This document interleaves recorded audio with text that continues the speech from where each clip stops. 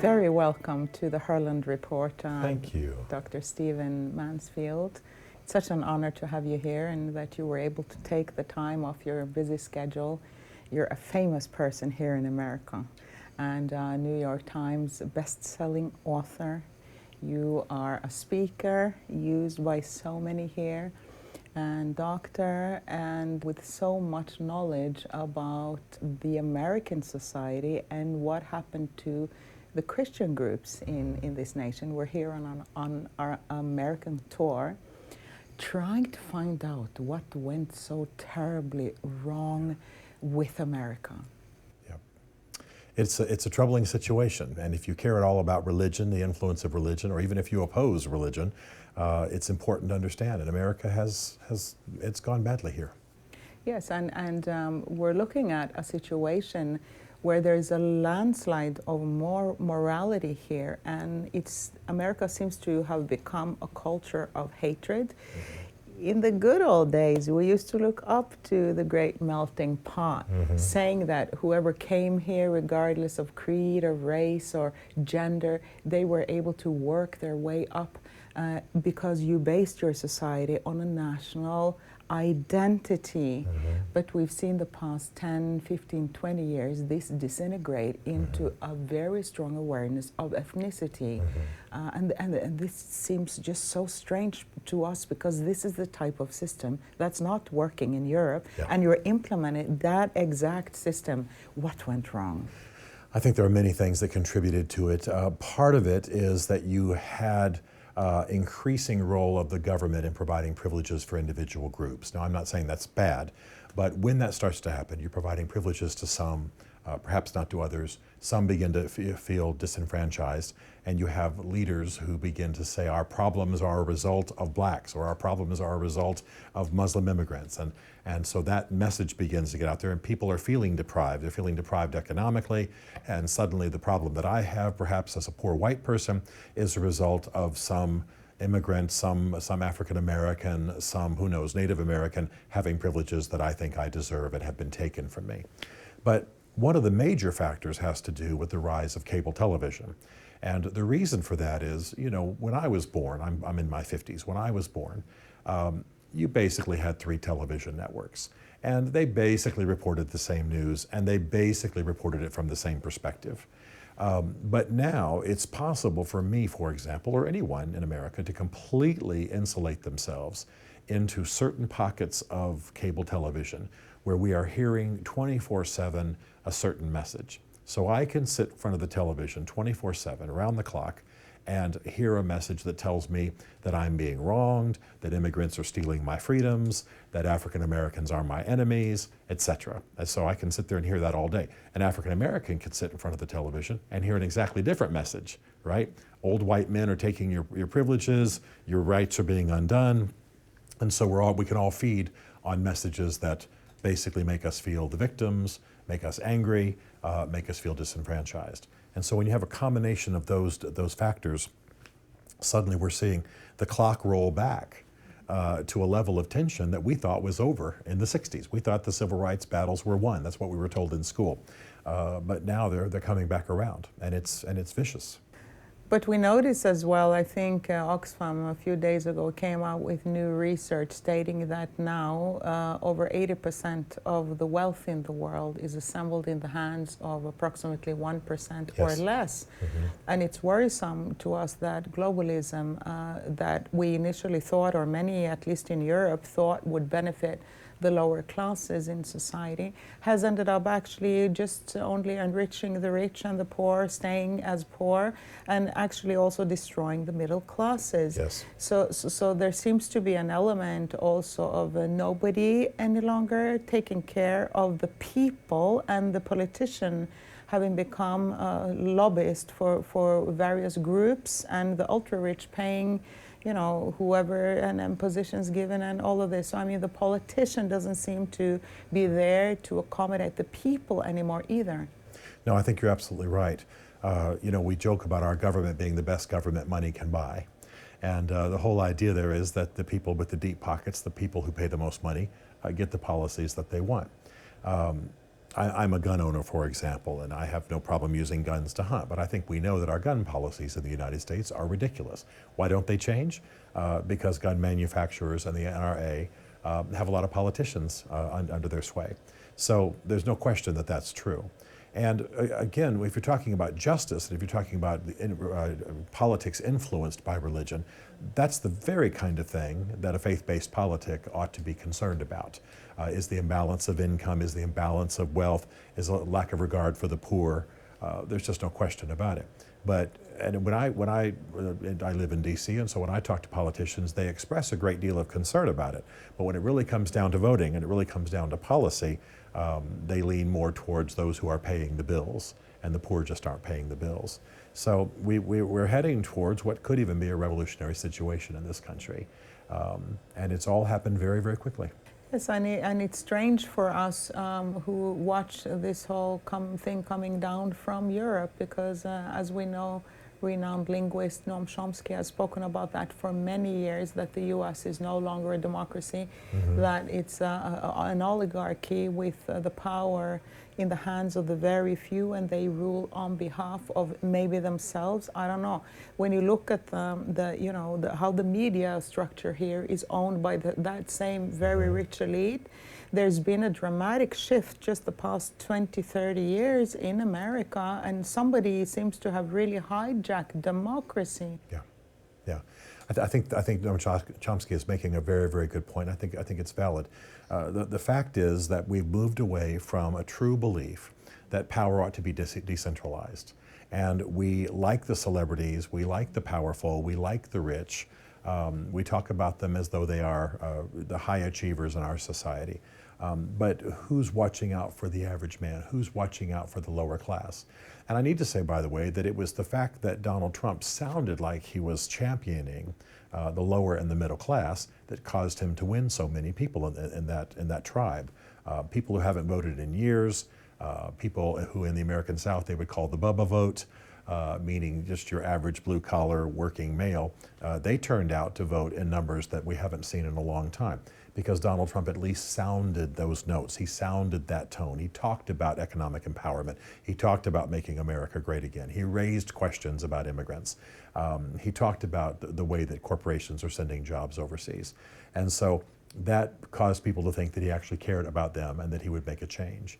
The truth is that we've been in a decline in this area of social justice for quite some time. And it's not just about race, it's across the board. And I think our politics are deeply, deeply flawed. And that we've had even some Supreme Court decisions that contributed to that. Citizens United, for example, that essentially allowed money to be contributed to politics by corporations and things of that nature, guaranteed an entrenchment of power that I think we're going to regret. And it's strange to watch the deterioration of values, really. I recently came out with a book here in the United States, The Culture War, How the West Lost Its Greatness. And in that book, I analyze also how since the 60s or 50s or 40s, after World War II, the whole value system in the West really changed. And I say that I understand it very much too, because you had the neo-Marxists that came on the stage and that said that, my goodness, we don't want a second and third world war, we just finished a second world war, and the bourgeoisie in Europe and America, my goodness, they went to, and did all of this, and they also saw the Christian hypocrisy and the hypocrisy of the elites, the bourgeoisie at that time. But yet again, the pendulum has swung, and we've received another elite, which really were those that fought against the bourgeoisie. Now they own the universities. Now they control which kind of books are published. Now they control the media, and they control the politicians. So there seems to be an extreme, radical elite, progressive elite, with totalitarian undertones, if not overtones. Yes, no question about it. And that actually explains how Donald Trump got elected. The high water mark of the progressive movement in America was the Obama administration.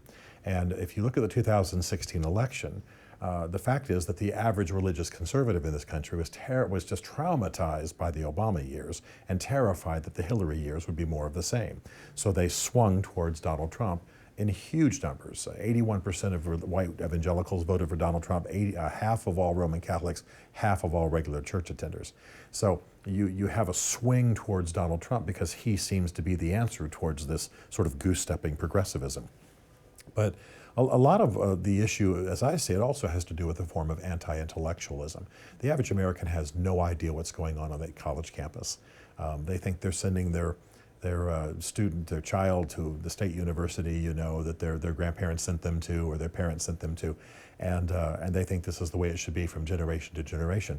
And they have no idea what's being taught on the campus. They have no idea of the stride and progressivism, and they have no idea of the elitism. And a lot of the tension in our society today, I need to say, is generated from the university classroom. There's just no question about it. Where the radicals of the 1960s have settled in are now tenured professors, and it's generating one of the forces, it's one of the culture generators in our current society. It seems like the universities and the professors there are now the new tyrants. Yes. We recently spoke to Milo Yiannopoulos, and he explained so eloquently of the hatred, and it's really baffling to see, because America and the West used to be the precise place where people came from all over the world. Mm-hmm. Thus all the Africans and Norwegians and all kinds of people that live here, they came from other nations to join the forces in this country. Mm-hmm. Because there was respect for diversity. Right. Yet today we see free speech turning into advocacy for the politically correct, and if you don't agree with the politically correct, extreme liberal, progressive view, you're like killed. Yeah, openly, exactly. If not physically. They try all they can to kill your name. Right, right. Well, a lot of this has to do with what we call identity politics. You're right, a generation or two ago, I walk on the college campus and I'm just treated as another student. But now I'm sliced up. I'm a white man, I'm a male of a certain age, I'm from a certain part of the country. All of that comes with certain political implications, and the university professors speak of me perhaps as a threat. I assume if I walk on the campus today as a white man in his 50s, I'm going to be regarded as having a certain baggage, a certain load of beliefs, a certain body of beliefs. And so identity politics means that we don't look at you just as a human being, just as a student, just as an American, just as a citizen.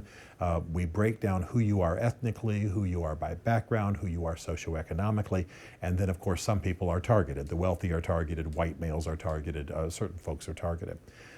This is having a huge impact in this society when it comes to men. Men right now are in decline by almost every measurable standard. And part of the reason is that our society and the universities are teaching that men were needed back when we needed to build the cities and tame the frontiers and lay the railroads and all of that kind of thing. But they're not qualified to live successfully in an information society.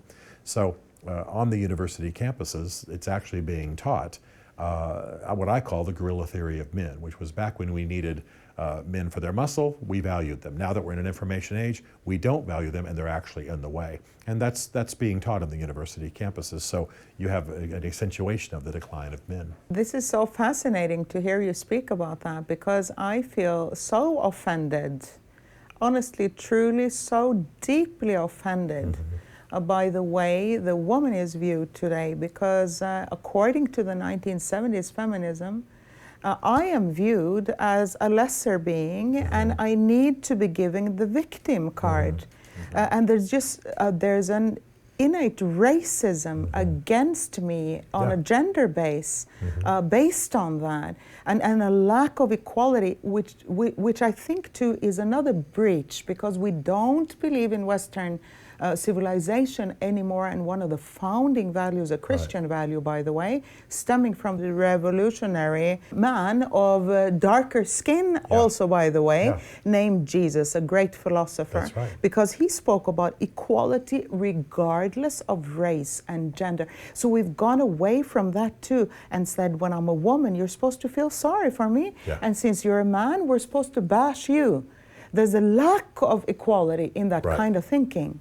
And that's what identity politics does. Essentially, you're exactly right to put your finger on the religious issue, because essentially it's a counter-assault against Christianity.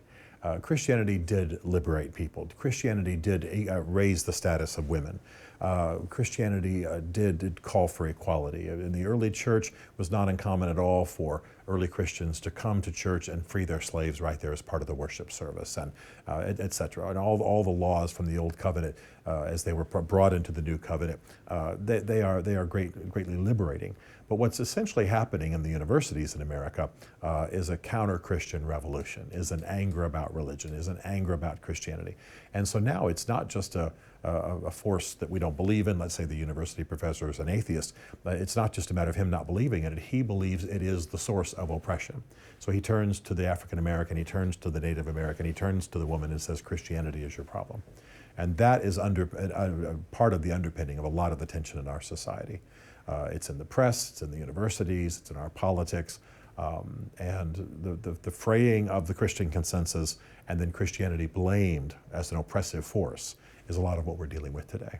And it's deeply problematic, and it's deeply worrying many of the leading philosophers of our time as well, because it points in the direction that we're turning back to a time we normally don't like to compare ourselves with. I'm thinking about the 1930s in Europe, because at that time there used to be such a widespread propaganda in the whole of society.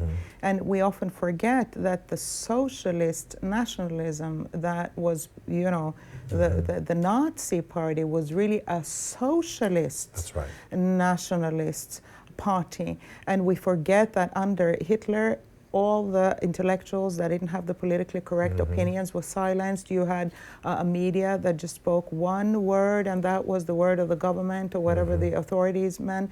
There was the whole culture was permeated by fear. Everybody said the Heil. They didn't dare to say anything else than what they knew to be politically correct. And in the American university system, I find that so worrisome, because what they're being taught is not the truth. For example, human rights had its foundation in the medieval ages, in the convents and among the priests. And among the scholasticists at that time, they started defining the human rights of each person that later turned into and was put into the secular state system for one. Although when we hear about the Middle Ages today, they just say the Dark Ages. Right. They don't realize this is part of the revolution that's happening on campus. The Middle Ages are the Dark Ages. They're the problem. That's where the oppressive doctrine came from, when in fact the Middle Ages gave us the universities and the hospitals, and I could just go on and on.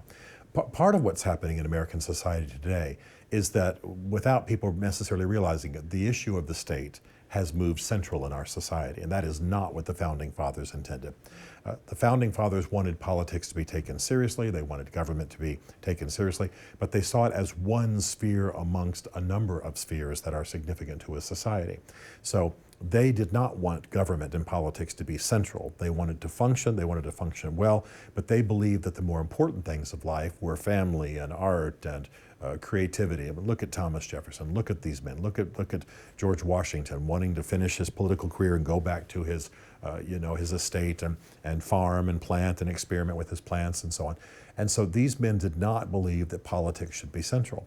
Well, part of what's happened today with 24/7 news cycles and everything out of Washington, D.C. being amplified is that government and political life has become central. That's the definition of a socialist society, that we are not all seen as individuals, free individuals who relate to a government but are not under or controlled by a government. What's happened now is that state issues have moved central. President Trump says a bad word in a cabinet meeting, and we spend 2 days, everyone having to feed on that information. There's a short-term government shutdown. The whole country is mesmerized and glued to it and feeling like their lives are controlled by it, when in fact most people would never have known that it happened had it not been announced.